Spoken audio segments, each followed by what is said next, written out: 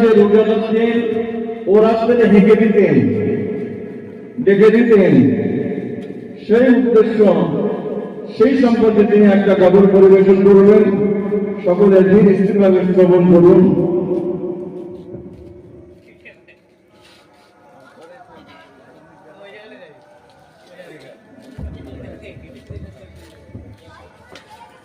বছর পরে আবার ফিরে এসেছে রমজান,